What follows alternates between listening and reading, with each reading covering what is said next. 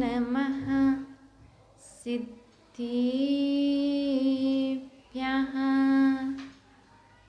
ॐ नमः सिद्धिभ्यः।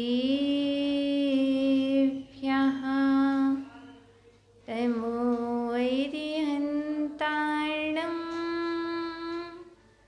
तमो सिद्धारणं तमो वैरियाणं तमो वज्रायाणं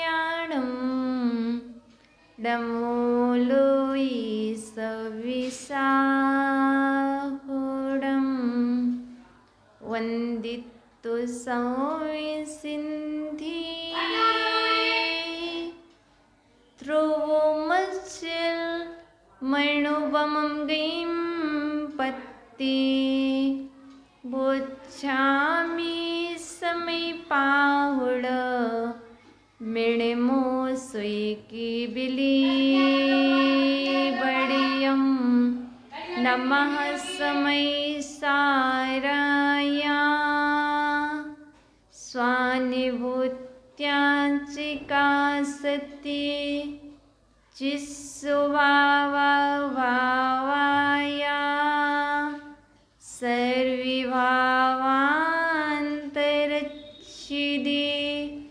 गुरुवः पान्तिनो नित्यं ज्ञानिदर्शननायिकः चारित्राणगम्भीराः मोक्षमार्गोपदेशिकाः मोक्षमार्गोपदेशिकाः। बोलिए अनंतानंत सिद्ध परमेष्टि भगवान की देवादिदेवी कर मूलक श्री आदि ब्रह्मा आदिनाथ भगवान की देवादिदेवी कर से 24 तीर्थंकर भगवान की परम पूजनीय आचार्य वन श्री कुंद कुंद स्वामी की परम पूजनीय आचार्य वन श्री पूजपाद देवी की प्रातः स्मरणीय सारस्वत कविनय चक्रवर्ती मम शिक्षा दीक्षा दाता आचार्य वन श्री विभव सागर जी महामुनि राज की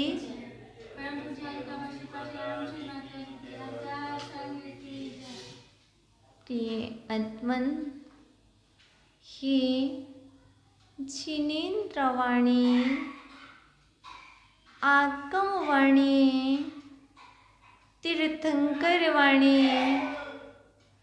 गुरुवाणी त्वमेव जयतो त्वमेव जयतो त्वमेव मम कंठ आगच्छतु आगच्छतु आगच्छतु। प्रिय आत्मन त्वं किम करोसि, तुम क्या करते हो, तुम्हारा काल किसमें व्यतीत हो रहा है। आचार्य वन कहते हैं तुम क्या करते हो। मैं कुछ नहीं करता, मैं बैठा हूँ। ऐसा हो नहीं सकता। जीव प्रत्येक समय कुछ ना कुछ अवश्य करता है। जीव कुछ ना करे ऐसा हो नहीं सकता। तो हम आपसे पूछ रहे हैं आपका जो काल है वह किसमें व्यतीत हो रहा है। काल तो व्यतीत हो रहा है, समय तो निकलता जा रहा है, पर समय किसमें निकल रहा है बताओ। आचार्य वन कुंद कुंद स्वामी कहते हैं समय को यूं ही व्यतीत मत करो, काल को यूं ही मत जाने दो। इस काल का सदुपयोग करो।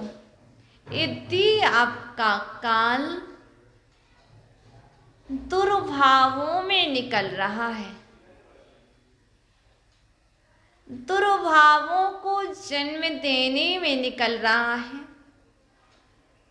और यदि आपका काल कलह में व्यतीत हो रहा है, यदि आपका काल इच्छाओं में व्यतीत हो रहा है, तो आप कौन हो?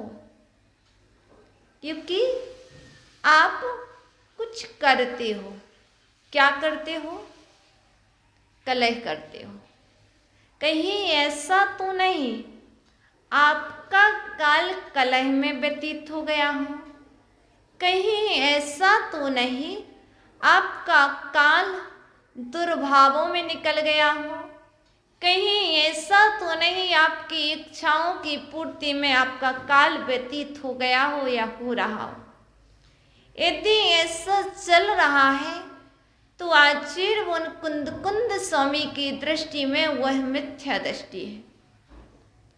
आचार्य मुकुंद स्वामी ने ऋण सार में स्पष्ट लिखा है 53 नंबर की कारिका में, सम्मायिट्ठी कालम बुल्लति वीरज्ञान भावेण मिच्छाइट्ठी वांछा तो भावालस्य कलहिम।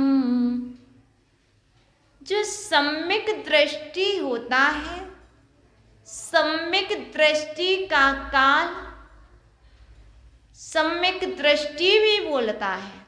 सम्यक दृष्टि बोल करके अपना काल वैराग्य में व्यतीत करता है, ज्ञान भावों में व्यतीत करता है। यदि आपका काल वैराग्य में व्यतीत हुआ है, यदि आपका काल ज्ञान भावों में व्यतीत हो रहा है, तो आचार्य भगवान कहते हैं आप सम्यक दृष्टि हो। क्योंकि सम्यक दृष्टि अपना काल सम्यक दृष्टि बोलता है तो वैराग्य पूर्वक बोलता है, वैराग्य की बातें करता है। सम्यक दृष्टि बात तो करेगा, बोलेगा तो ज्ञान भावों से बोलेगा। अज्ञान भावों से सम्यक दृष्टि नहीं बोलता है। आचार्य भगवान कहते हैं देखो किस में आपका काल व्यतीत हुआ है। और आगे उन्होंने कह दिया मिच्छा इट्ठी वांछा, मिथ्या दृष्टि का जो काल है वांछा आकांक्षा में व्यतीत होता है, इच्छाओं में व्यतीत होता है। ये मिल जाए, ये होना चाहिए था, ऐसा होना चाहिए था, मुझे ये करना है, अभी इच्छा पूरी रह गई, अभी ये डिमांड पूरी रह गई। आकांक्षाओं में लगा रहता है, वह कौन होता है? वह मिथ्या दृष्टि होता है, दुर्भावों में लगा रहता है, अर्थात खोटे भावों में अपना काल व्यतीत करने वाला, खोटे भावों को जन्म देने वाला सम्मायिट्ठी नहीं हो सकता। आचार्य मुकुंद की स्वामी की दृष्टि में वह मिच्छा इट्ठी होता है।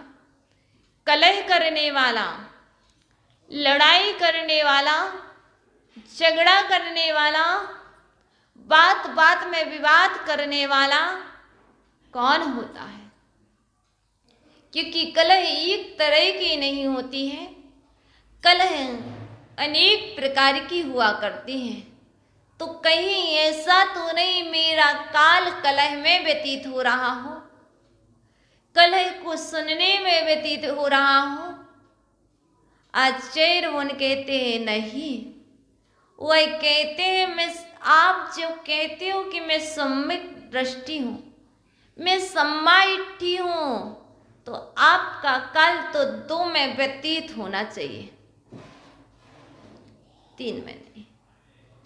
एक तो वैराग्य भावों में और दूसरा ज्ञान भाव में व्यतीत होना चाहिए। कि सम्यक दृष्टि हो। और जो मिथ्या दृष्टि होगा उसका काल तो तीनों में ही चलेगा, आकांक्षाओं में, खोटे भावों में, वो कलह में। वह समय व्यतीत करता रहेगा और जीवन यूं ही निकल जाएगा, कुछ भी नहीं कर पाएगा। इसलिए आचार्य वो कहते हैं समझ जाओ, समझ जाओगे तो संभल जाओगे। यदि समझ नहीं पाओगे तो संभल भी नहीं पाओगे, क्योंकि समझना अनिवार्य है। क्या समझना? यह समझना अनिवार्य है कि तेल कैसा होता है, स्निग्ध होता है, चिकना होता है। यदि तेल पड़ा हुआ है भूमि पर, यदि तेल पर चलोगे तो स्लिप हो जाओगे, और जब स्लिप होगे तो पैर आदि फ्रैक्चर हो सकते हैं। ऐसे आचार्य भगवान कहते हैं आकांक्षा आदि में आप लगी रहोगे तो इनसे जब भी स्लिप होगे तो दुर्गति के पात्र हो जाओगे। यदि तुम्हें दुर्गति से बचना है, यदि स्लिप नहीं होना है, तो आप समझ जाओ। जो जो समझे हैं, जिन्होंने समझने का प्रयास किया है, वह संभल गए हैं। उस संभल गए हैं तो वह सम्यक दृष्टि हो गए हैं। जो संभले नहीं है और जो समझे नहीं है, वह सम्यक दृष्टि नहीं हो पाए। तो हमारे लिए समझना अनिवार्य है। समझना सम्यक ज्ञान है और समझना सम्यक चारित्र है। और ये सम्यक ज्ञान और सम्यक चारित्र हो गया तो सम्यक दर्शन हो गई, तो सम्यक सहित हो जाओगे, सम्मा इट्ठी हो जाओगे। जैसे हमने आपको बतलाया तेल चिकना होता है, और ये आपको श्रद्धान है। तेल पर चलेंगे तो क्या होंगे? गिरेंगे। ये श्रद्धान है। ज्ञान भी हुआ तो क्या करो? उस पर नहीं चलोगे, चारित्र होगा। ऐसे ही आचार्य वो स्पष्ट रूप से कह रहे हैं आकांक्षा में मत पड़ो, दुर्भावों में मत फंसो, कलह मत करो।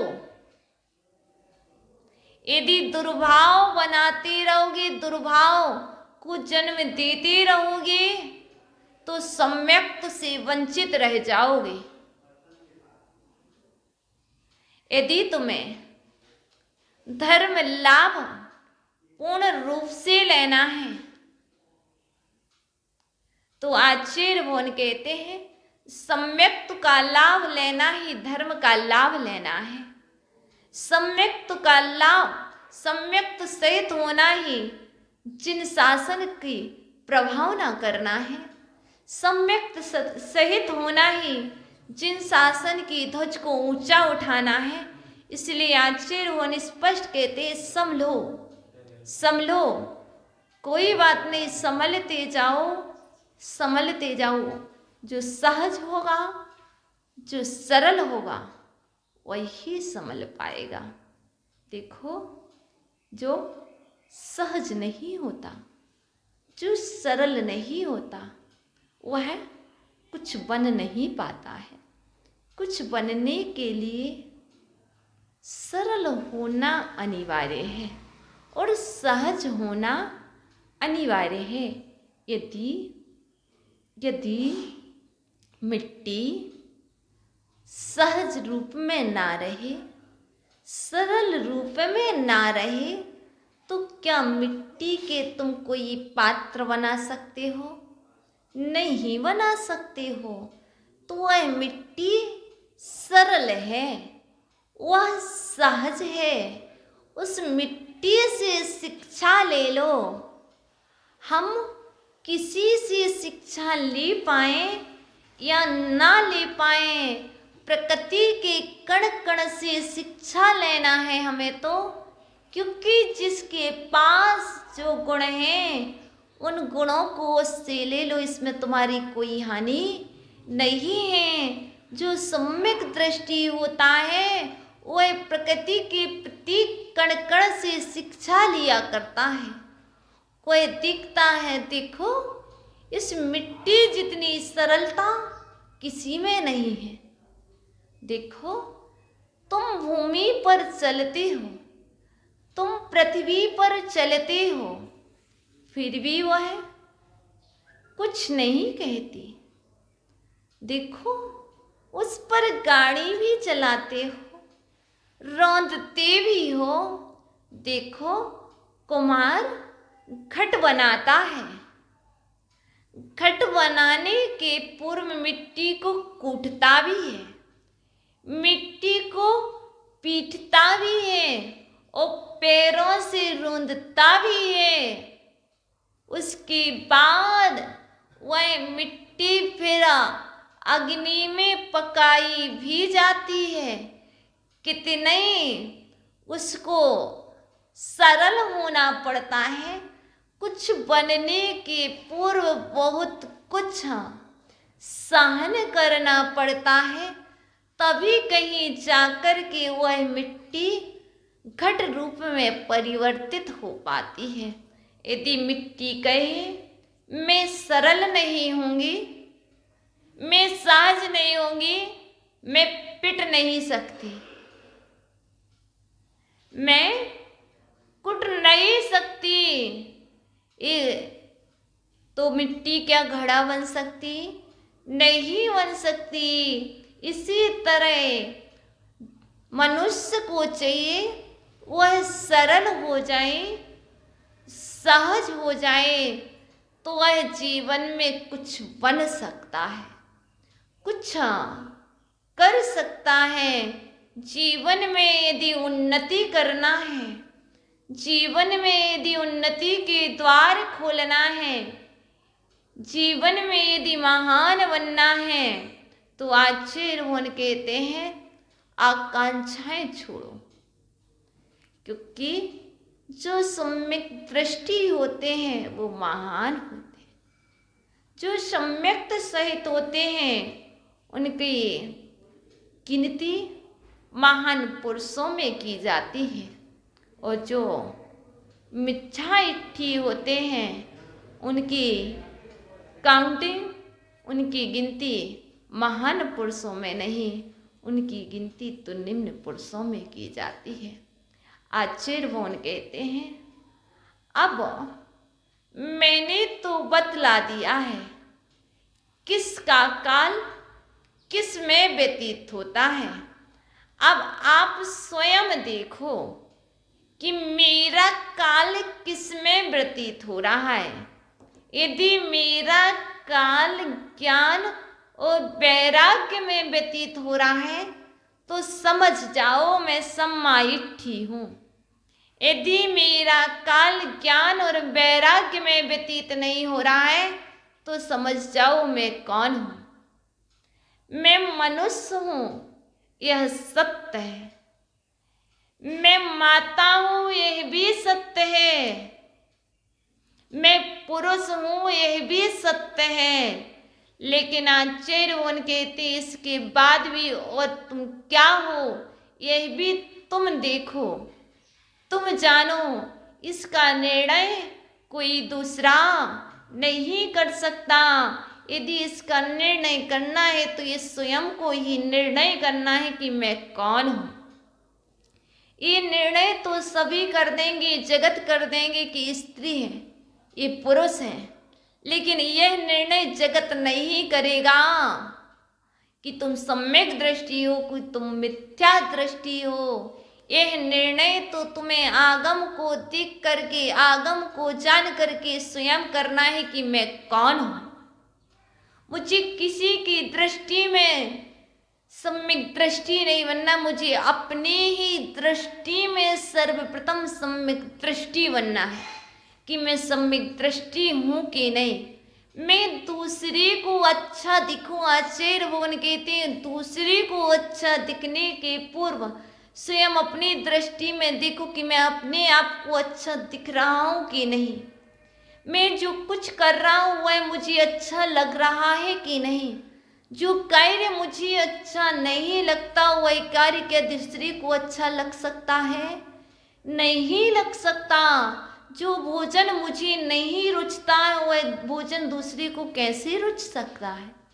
कभी नहीं। आचार्य भगवान कहते हैं पहले स्वयं को रुचना चाहिए, इसके बाद दूसरे को रुचेगा।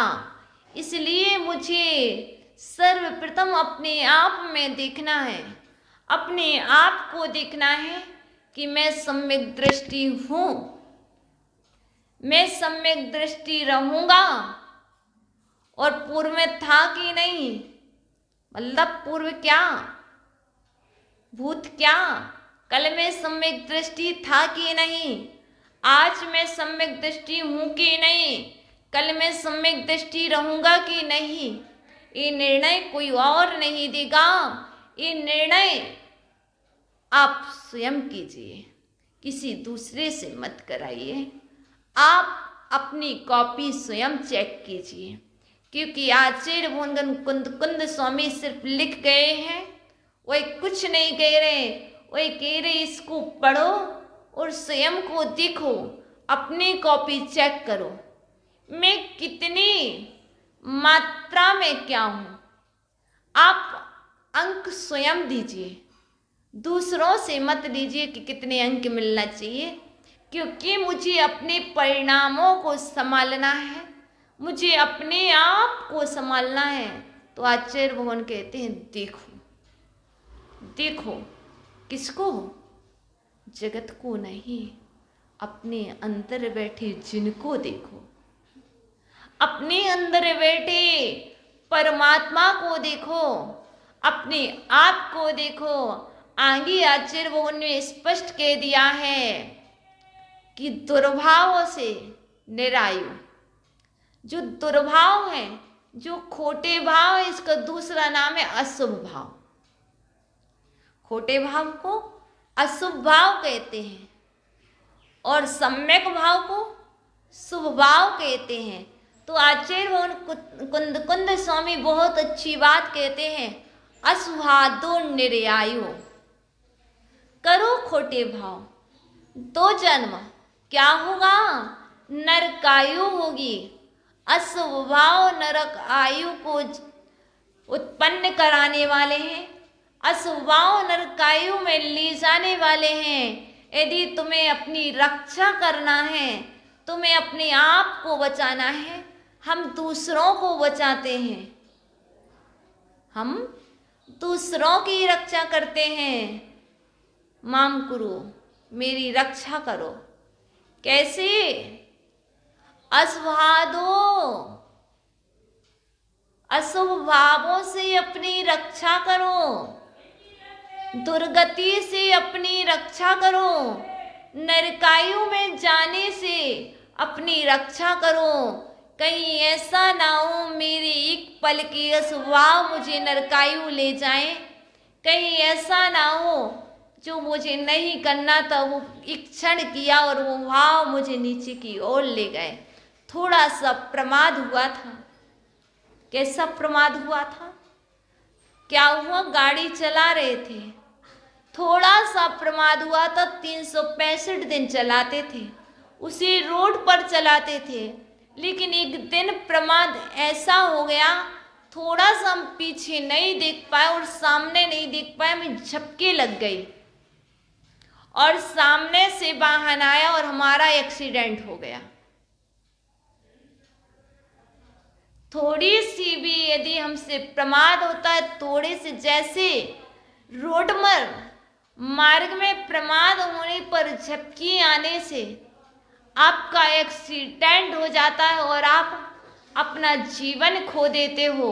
इसी तरह आचार्य भगवान कहते हैं यदि आपने एक पल के लिए, 1 मिनट के लिए, 2 मिनट के लिए भी अशुभ भाव बना लिए तो वह आपके लिए नरकायु का कारण भी बन सकता है।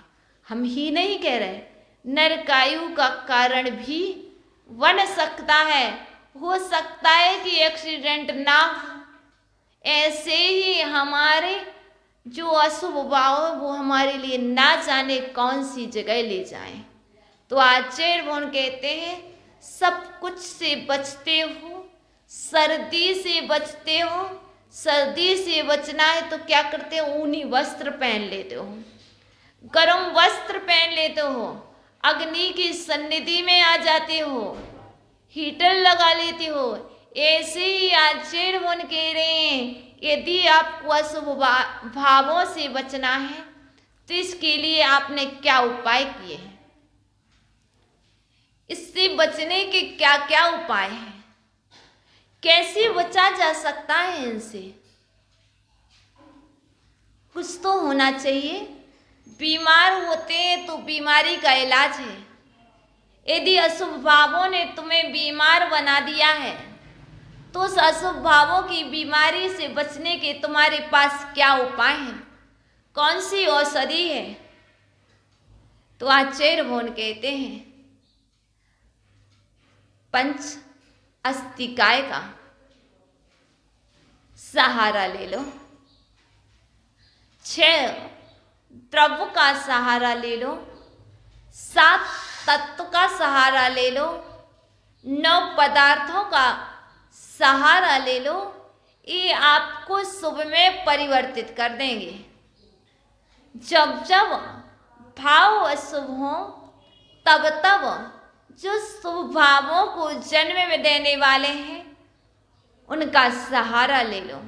कौन है, जिनवाणी माँ कैसे भी अशुभ भाव हो, यदि कोई जिनवाणी माँ का सहारा ले बोल कर के स्वाध्याय करना प्रारंभ कर दे तो नियम से उसके अशुभ भाव शुभ में परिवर्तित हो जाएंगे, गारंटी है। लेकिन हमें करना स्वयं पड़ेंगे, कोई दूसरा करने नहीं आएगा। आगे आचार्य भगवान कहते हैं स्वभावो दुसक स्वयमावो, और स्वभावों से स्वर्ग आयु स्वर्ग आदि की प्राप्ति होती है। अब शुभ भाव करो, शुभ भाव आपको स्वर्ग आदि ले जाएंगे और अशुभ भाव को नरक त्रियंच आयु में ले जाएंगे।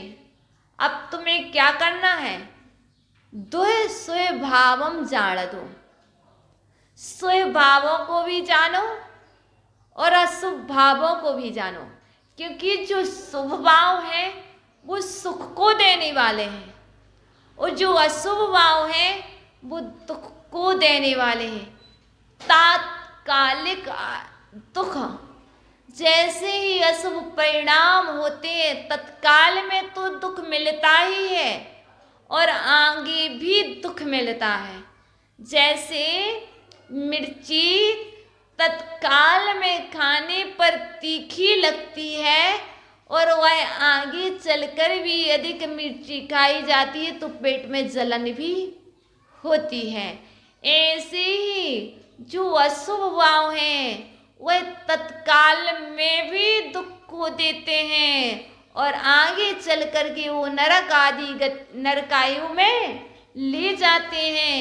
ऐसे ही आचार्य उन कहते हैं शुभ भाव तत्काल में सुख को देते हैं और आगे चल कर के वह स्वर्ग आदि संपदा की प्राप्ति कराते हैं। इसलिए आचार्य उन कहते हैं कुंद कुंद स्वामी मैंने तो बतला दिया। क्या बतला दिया? आचार्य उन कुंद कुंद स्वामी अपने शिष्यों से कह रहे हैं और मनुष्यों को उपदेश देते हुए कह रहे हैं 57 नंबर की कारिका से, भैया इस कारिका को भूल मत जाना, इस कारिका को अपनी मेमोरी में सेव करके रख लेना। क्या? असुहादो निर्यायो सुई भावा दो दुसग्य सुहमाओ दुस्सह भावं जान दो, जमते रुचेतम कुज्जा, जमते रुचेतम कुज्जा। कुंद कुंद स्वामी कह रहे हैं, मैंने तुम्हें बता दिया है माँ, मैंने तुम्हें बता दिया है, अशुभ भावों से नरकायु होती है, शुभ भावों से स्वर्ग आदि की प्राप्ति होती है। शुभ भाव सुख को देने वाले हैं और अशुभ भाव दुख को देने वाले हैं। यह तुम जानो, यह जान करके भी जो तुम्हें करना हो वह तुम करो। जम रुचे तम कुज्जा, जो तुम्हें रुचे सो तुम करो। हमने तो बतला दिया भैया, नरक नहीं जाना हो तो स्वभाव करो, और यदि स्वर्ग आदि की प्राप्ति करना हो तो स्वभाव करो। यदि तुम्हें नरक जाना हो तो भैया स्वभाव करो, कलह करो, दुर्भाव बनाओ और क्या करो, दुर्भा आकांक्षा रखो। यदि इनसे बचना है तो इनसे हटना है, नरकायु से बचना है तो कलह का त्याग कर दो। हम मात्र बहुत कुछ त्याग करते हैं, लेकिन ये त्याग करने वाली चीज़ें हैं, इसको संग्रहित नहीं किया जाता है, इनका संग्रहण नहीं किया जाता है, इनका त्याग किया जाता है। ये त्याग करने वाली चीज़ें हैं। हम तो क्या करते हैं, संग्रहित करते हैं। किसका संग्रहण करना है, संग्रहित करना है तो अच्छी अच्छी चीज़ों का संग्रह करो, अच्छी अच्छी पुस्तकों का संग्रह करो, अच्छी अच्छी विषयों का संग्रह करो। कौन सा चैप्टर अच्छा है उसका संग्रहण करो।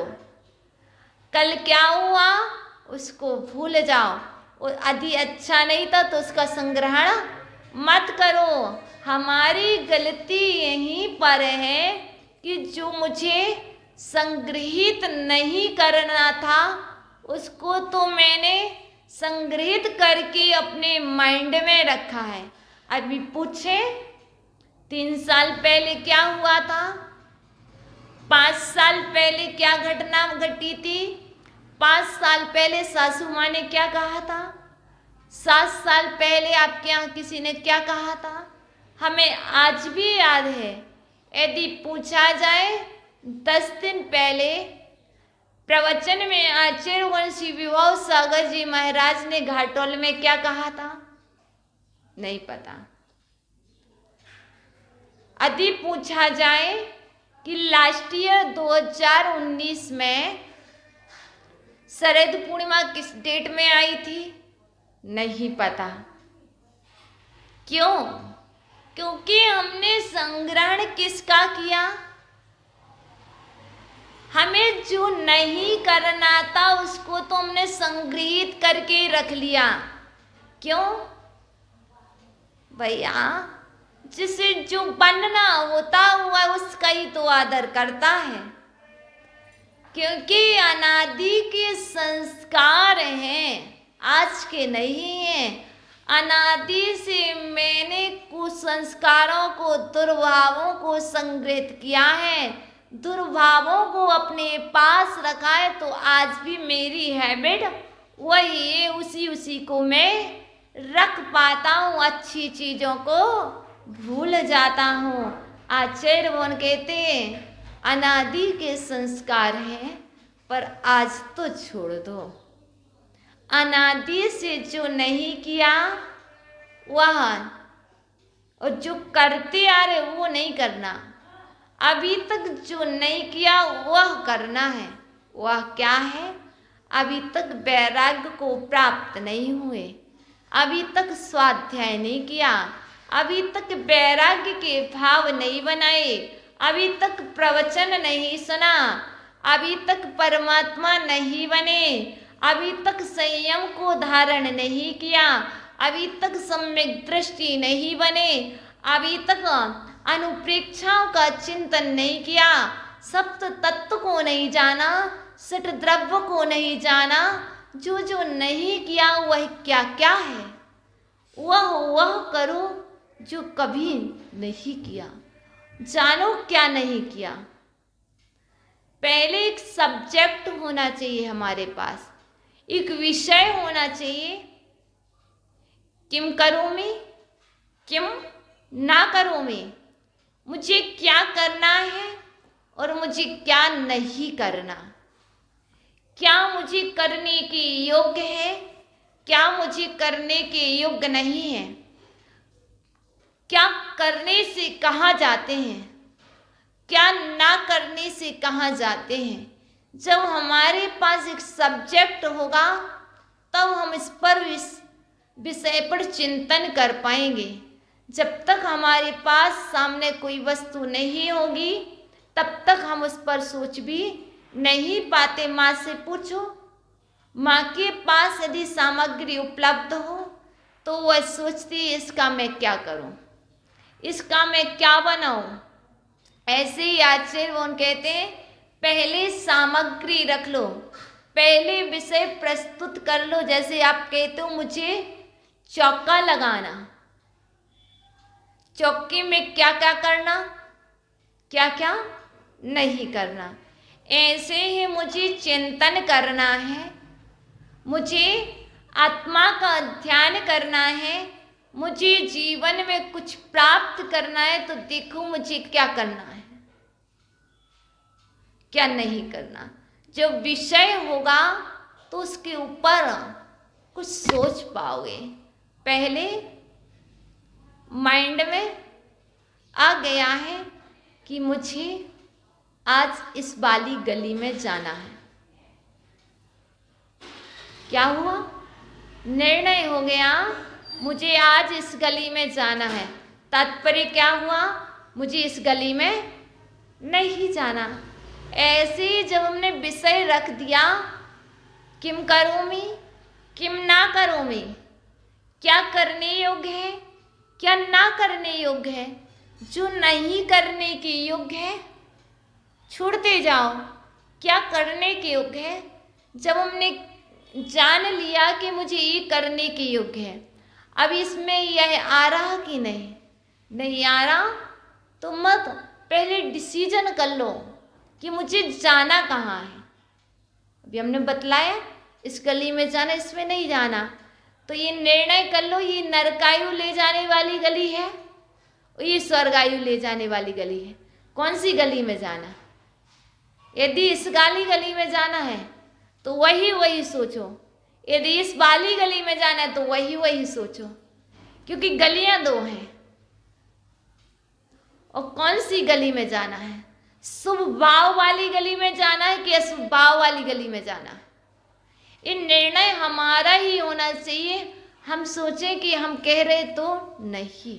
आचार्य भगवान कहते हैं इस तुम्हारा ही होना चाहिए, क्योंकि आचार्य भगवान कुंद स्वामी ने तो इतना भी कहा है, अज्जो सप्पणि भरे पंचम आले मिच्छ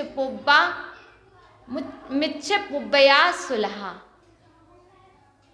इस अवसर्पणी पंचम काल में मिथ्या दृष्टि जीव सुलभ है।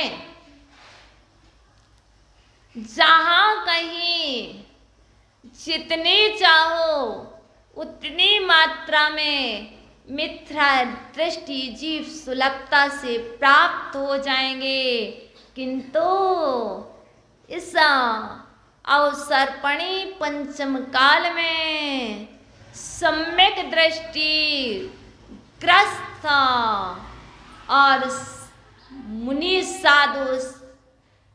साधु दुर्लभ है।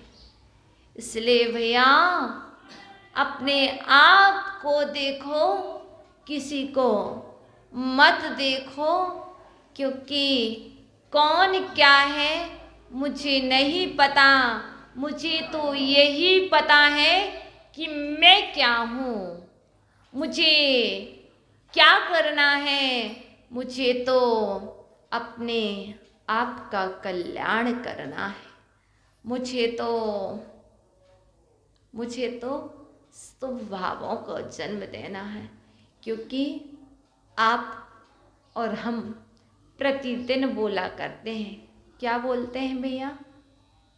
अशुभ न सोचूं, अशुभ न चाहूं, अशुभ नहीं लिखूं, अशुभ सुनूं न, अशुभ कहूं न, अशुभ नहीं लिखूं। शुभ चर्या हो, शुभ क्रिया हो, शुद्ध भाव भर दो, मेरा अंतिम मरण समाधि तेरे दर पर हो। प्रतिदिन दोनों टाइम, तीनों टाइम क्या प्रार्थना करते हैं? कितने बार समाधि भक्ति करते हो? सुबह प्रतिक्रमण में, शाम को प्रतिक्रमण में, अंत में क्या? समाधि भक्ति। क्यों? क्योंकि समाधि करना है। कब होगी समाधि? तो क्या बोला है? अशुभ ना सोचूं, अशुभ न सोचूं, अशुभ न देखूं। क्या बोल रहे हैं? ना मैं अशुभ सोचूंगा, ना मैं अशुभ को देखूंगा, ना मैं अशुभ लिखूंगा। नहीं, मेरा तो सोचने का त्याग है, मैं अशुभ नहीं सोचूंगा। मैंने नियम लिया था, मैं अशुभ नहीं देखूंगा। अरे आचार्य भगवान कहते हैं अशुभ सुनने का त्याग। यदि तुम्हें समाधि करना है, यदि तुम्हें सम्यक दृष्टि बनी रहना है, यदि तुम्हें शुभ भावों को जन्म देना है, यदि तुम्हें शुभ गति को प्राप्त होना है, तो आचार्य भगवान स्पष्ट कह रहे अशुभ सुनने का त्याग, अशुभ देखने का त्याग, और अशुभ लिखने का, ये सोचने का त्याग है, सुनने का त्याग है, देखने का त्याग है, लेकिन लिखने का तो नहीं है। आचार्य वो कह रहे सारे अशुभ का त्याग कर दो, ना तो अशुभ लिखूंगा, ना ही अशुभ सोचूंगा। तो फिर क्या करोगे? अशुभ कहूं नहीं, अशुभ कहने का भी त्याग करो। त्याग दे दो, नियम दे दो, नियम दे दो माता जी, नियम दे दो। दे रहे हैं नियम, ले लो आज। क्यों? बड़े अच्छे से कहते हैं कि नियम मोक्ष का द्वार है, नियम दे दो। हाँ, आज नियम ले लो। क्या नियम ले लो? अशुभ नहीं देखेंगे, अशुभ नहीं सुनेंगे, और अशुभ नहीं बोलेंगे, और अशुभ नहीं सोचेंगे, और अशुभ लिखेंगे भी नहीं। लो नियम। कौन ले रहा? कोई नहीं। ये तो बहुत कठिन है, ये तो बहुत कठिन है। आचार्य कहते ये कठिन नहीं है, तुम प्रण ले लो तो वह प्रण, वह कठिन भी सरल हो जाएगा। इसलिए जो पढ़ रहे हैं, जो बार बार गुनगुना रहे हैं, उस पर अमल करना है। क्या? मुझे अशुभ नहीं देखना है, मुझे अशुभ नहीं सुनना है। मैं क्यों बोल रहा हूँ? मुझे इससे दूर हटना है, मुझे इससे दूर जाना है। जब बार बार बोलते भूख भूख भूख तो क्या करते? भोजन कर लेते हो। इसी तरह इसको बार बार बोलोगे तो एक बार जीवन में अवश्य आएगा। और जब ये सब चीज का त्याग हो जाएगा तो क्या होंगे? शुद्ध भाव होंगे। जब शुभ भाव होंगे तो शुद्ध भाव होंगे। शुभ भावों के बिना शुद्ध भाव नहीं होते हैं। कोई कहे पहले शुद्ध भाव हो बाद में शुभ होंगे, नहीं, शुभ पूर्वक ही शुद्ध होता है। जब तक शुभ नहीं होंगे तो शुद्ध भी नहीं होंगे। जब शुभ होगे तो शुद्ध होगे, शुद्ध होगे तो नियम से समाधि होगी। इसलिए समाधि को करना है तो व्याधियों से दूर हटना। ये सब व्याधियां हैं। कौन सी? अशुभ सुनना व्याधि है। अशुभ सुनने पर समाधि नहीं होती, अशुभ सुनने पर व्याधियां उत्पन्न होती हैं, रोग उत्पन्न होते हैं, पीड़ाएं उत्पन्न होती हैं। अशुभ सुनने पर ब्लड प्रेशर हाई होता है, अशुभ सुनने पर हार्ट अटैक आता है, अशुभ सुनने पर चक्कर आते हैं, अशुभ सुनने पर सिर में दर्द होता है। क्या क्या होता है अशुभ सुनने पर? तो पहले, सबसे पहले आचार्य भगवान कहते हैं अशुभ से बचो। किन किन प्रकार के अशुभ से बचना है? मात्र पढ़ना ही नहीं है समाधि भक्ति को, अब तो पढ़ करके उसकी एक एक चरण पर अमल करना है। क्योंकि गुरुवर ने तो लिख दी है, दे दिए तुम्हारे हाथ में, अब तुम उस पर अमल करो। जो जो उस पर अमल करेगा वह निर्मलता को प्राप्त होगा। जिसने उस पर अमल नहीं किया उसने निर्मल परमात्मा को प्राप्त नहीं किया है। इसलिए मुझे तो यह जो समाधि भक्ति है, यह जो कुंद कुंद स्वामी का रेण सार है, इन सभी पर अमल करना है और अमल करके अपनी आत्मा को निर्मल बनाना है, अपने आप को पवित्र बनाना है, अपने अंदर में पवित्र भावों को जन्म देना है, पवित्रता को जन्म देना है, शुचिता को जन्म देना है। तो मुझे आचार्य भगवंतों की सुनना पड़ेगी, हमें आचार्य पूर्वाचार्यों की सुनना पड़ेगी। हम पर की सुनेंगे तो इनसे दूर रह जाएंगे। जब जब हम गुरुओं की सुनते हैं तब तब हम पर से दूर रहते हैं, जब जब हम पर की सुनते हैं तब तब हम परमात्मा से दूर रहते हैं, तब तब हम गुरुओं से दूर रहते हैं। किसकी सुनना, किसकी नहीं सुनना, क्या सुनना, क्या नहीं सुनना, क्या देखना, क्या नहीं देखना, ये सब निर्णय पहले स्वयं का होना चाहिए। शुभ है तो देखना है, अशुभ है तो नहीं देखना।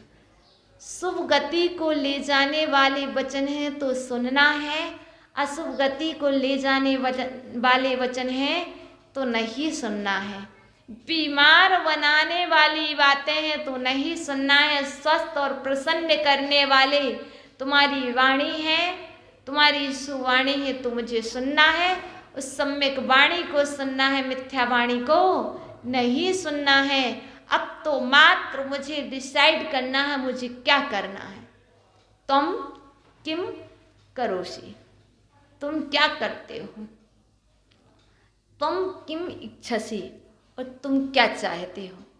तुम क्या करते हो और तुम क्या चाहते हो, ये निर्णय हो। मैं क्या करता हूँ, अहम किम करोमि, मैं क्या करता हूँ, अहम किम इच्छसि, और मैं क्या चाहता हूँ। मैं समाधि चाहता हूँ, मैं कल्याण चाहता हूँ, मैं अच्छे भाव चाहता हूँ, तो करते क्या हो। देखो, वही करो जिससे जो चाहते हो वह मिले, जो चाहते नहीं हो वह तुम्हें क्यों मिले। क्योंकि व्यक्ति पैसा चाहता है, व्यक्ति धन चाहता है तो धन कमाने का पुरुषार्थ करता है। व्यक्ति धर्म चाहता है तो धर्म कैसे किया जाता है उसका पुरुषार्थ करता है। हम समाधि चाहते हैं तो समाधि के पूर्व मुझे क्या करना चाहिए वही करें। जो नहीं चाहते हैं वह मत करो। दीक्षा चाहते हैं तो दीक्षा के पूर्व क्या होना चाहिए, क्या करना चाहिए वही करो। जो नहीं चाहते वह मत करो। हमें जो चाहिए उसका आदर करो। देखो अभी कौन सा पर्व आने वाला है, दीपमालिका पर्व आने वाला है। दीपमालिका पर्व पर क्या कर रहे हैं सभी लोग? अपने अपने घर की सफाई कर रहे हैं। किसकी? अपने अपने घरों की सफाई कर रहे हैं। किसकी? घरों की सफाई कर रहे हैं। लेकिन कोई भी महावीर स्वामी निर्वाण को प्राप्त हुए थे। हम महावीर स्वामी के निर्वाण महोत्सव पर, दीपमालिका पर्व पर, ध्यान त्रयोदशी के दिन सब क्या करेंगे? महावीर स्वामी का समोसरण को विघटन हुआ था, उनने सब छोड़ा था और हम क्या करेंगे? धन को बटोरने लग जाएंगे। उन्होंने ध्यान करके युग निरोध किया था और हमने क्या किया? धन बटोरने में लग गए। वस्तुतः दीपमालिका पर्व अपने निज घर की सफाई के लिए आया है और हम क्या करने लगे? घर की। चलो भैया, जैसे घर की सफाई करते हो तुम, कहीं पर जाला ना लगा हो, कहीं पर धूली ना चढ़ी हो, उसको जैसे सफाई कर देते हो, वैसे ही आप अपने निज घर की सफाई कर लो। कहीं पर 1 साल पहले की धूल तो नहीं लगी, कहीं 1 साल पहले की जाले तो नहीं लगे, इसकी सफाई कर लो। और क्या करो? जब ये सफाई होगी तो तुम्हारे स्वभाव होंगे, तब तुम्हारा दीपमालिका पर्व मनाना सार्थक होगा। यूं तो पर्व आते हैं और चले जाते हैं, आते ही रहेंगे, जाते ही रहेंगे। कल हम सभी दोपहर 1 बजे से पूज्य गुरुवार का 45वां अवतरण दिवस जूम ऐप पर ऑनलाइन मनाएंगे दोपहर 1 से 5 बजे तक, जिसमें 50 साधुओं से अधिक उपस्थिति रहेगी। हम सब उनको सुनेंगे और उनको सुन करके अपने कर्मों की निर्जरा करेंगे, क्योंकि लोग कहते हैं जन्म दिवस तो पूज्य गुरुवर का दीपावली का है। हाँ, जब मनाओ तब दीपावली है। हमारे लिए तो प्रतिदिन दीपावली है। इसलिए हम सभी कल अवतरण दिवस मनाएंगे पूज्य गुरुवर का और अपने अपने स्थान पर दिख करके लाभ लेंगे। कल पुनः हम प्रवचन के माध्यम से सुबह आपको यही 8:30 बजे मिलेंगे। तब तक के लिए ओम नमः।